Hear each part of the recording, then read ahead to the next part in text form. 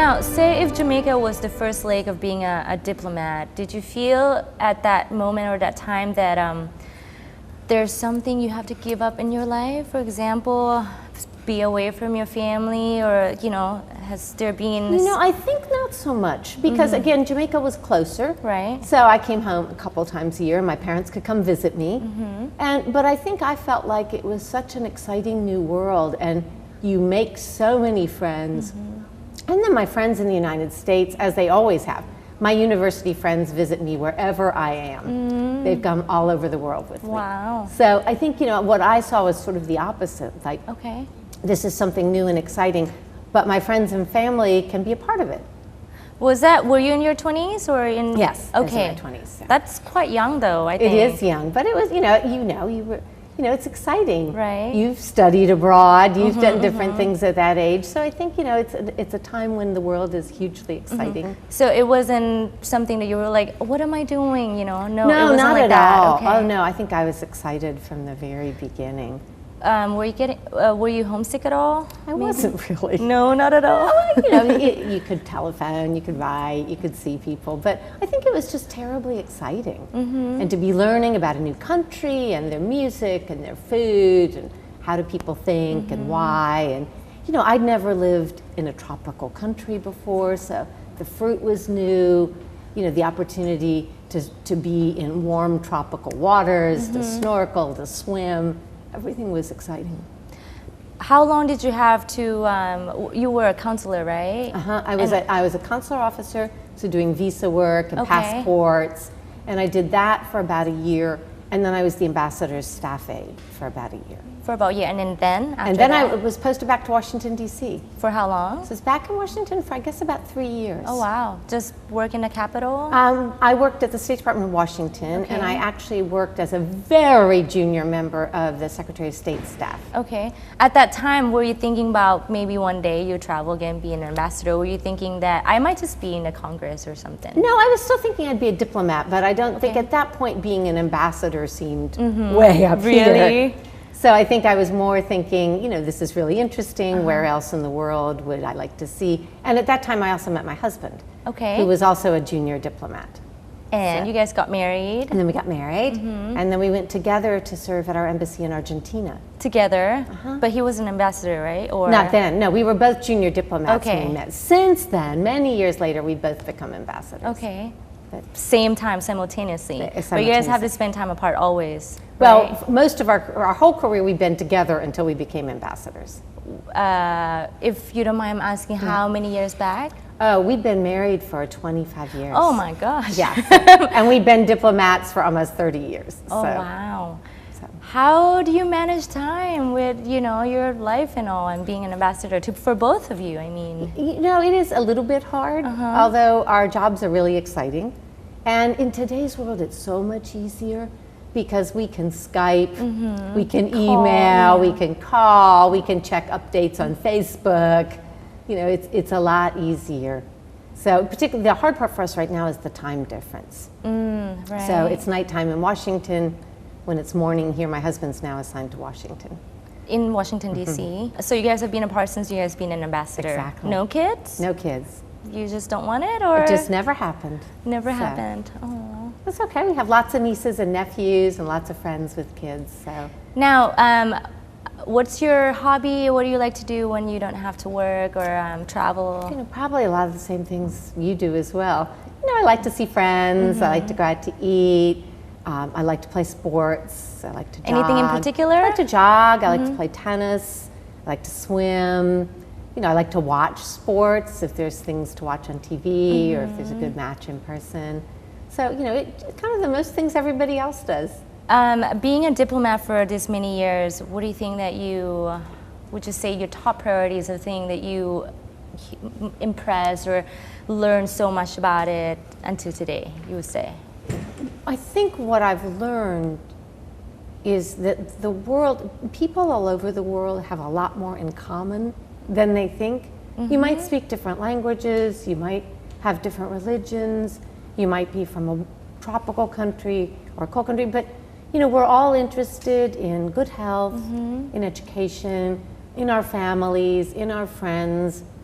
our basic interests are surprisingly similar. And I've met wonderful people all over the world who, some of the people like those you've profiled, people who really make a difference, who are interested in helping their fellow citizens, who are creative. So I've really found that wonderful. Wherever you go, you always meet people that you are impressed with, that you love to see. So it's amazing. I think what you said, if they know that we all have a common interest, maybe that can unite people together, right? It really does. And I've found everywhere I've lived, you might have different views, just like two friends could have different views. Right, of course. It can always be hard to agree with a friend on what movie you want to see. But I've always found that it's surprising how easy it is to talk to people. That you can, we all really, in the end, most of us want to live in a better world. We want to have friends with other countries. We want to live in peace. We want good jobs. We want good education. It's really quite simple.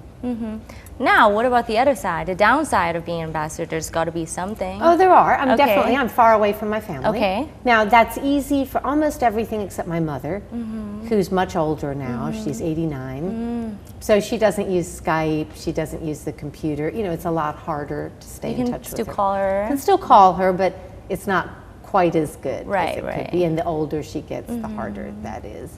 It's also, I'm busy a lot. So I have much less time. When I was a more junior diplomat, I could do lots of weekend travel to explore wherever I was living. Now I'm working a lot on the weekends, on the so weekends too, yeah. It's just a little bit harder to have personal time. Also, one of the things being an ambassador from the United States, we do live in this, you can say unipolar world or whatever. I'm sure that comes with the baggage of a lot of intense, notions or histories or things like that. How do you manage to deal with all that? I can't even imagine that, Well, it's, I view it as a real honor that I'm representing my country and that I have the chance to do so around the world. Look where I've arrived. I'm in Thailand. I don't think it could get any better. But I also, know that it's a big responsibility. Right. I'm responsible for a big embassy.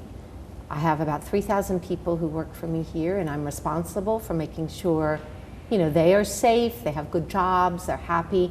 I'm responsible for continuing to grow our friendship with Thailand. They're huge responsibilities, and I do know that. And I work very hard to do my best to live up to all of them. It is a lot, but it's mostly, to me, it's an honor. Right. And I love what I do. I can't imagine doing anything else at all. Nope.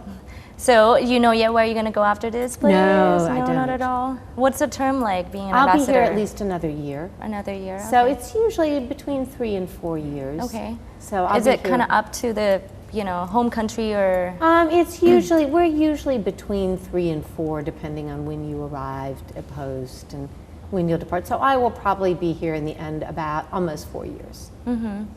Now dealing with the locals and stuff, say two things, local government and then local people. What has been the most probably obstacle or challenging for you? Well, I think it's, you've identified it perfectly because obviously I represent my government, so right. you need to deal with other governments. But to do a good job in Thailand or anywhere, you need to know people. You need to understand the country. You need to get outside of the capital city. You can't stay in your office to learn about Thailand. And so for me, the most challenging and probably the most rewarding is getting out and talking to people in different provinces, talking to university students, talking to everyday people, visiting American companies, seeing American teachers, talking to students and moms everywhere. And to me, that's wonderful because you learn so much about Thailand. Every part of this country is unique. Definitely. If you're up in north of Chiang Mai, they eat one kind of food, they talk one way. If you're down in Nakhon Si Thammarat, they sound completely different. The food's a little spicier. Everywhere in this country has a unique culture and a unique perspective. So the hard part is finding time to do that. Because I could be busy 24 hours a day just in Bangkok. Exactly. This is a big city, right. It's a busy city. There's a lot going on. There are meetings and people to see and events, and it's wonderful. I love living in Bangkok. So for me, it's a little hard to find the time and make sure I find the time. It seems like 3-year term is almost not remotely It seems like enough. it flies. Well, certainly not for Thailand. Right? I'd love to live in Thailand for many years. It's a great country. Especially you come from a totally different background as far as diplomatic relation or with government and stuff, right? It would seem like you have to get to know or learn more about each government. The Thai one is very abstract. Complicated, It's and of course so your complicated. culture is very unique. Right. Your language is very unique. So there's a lot to learn.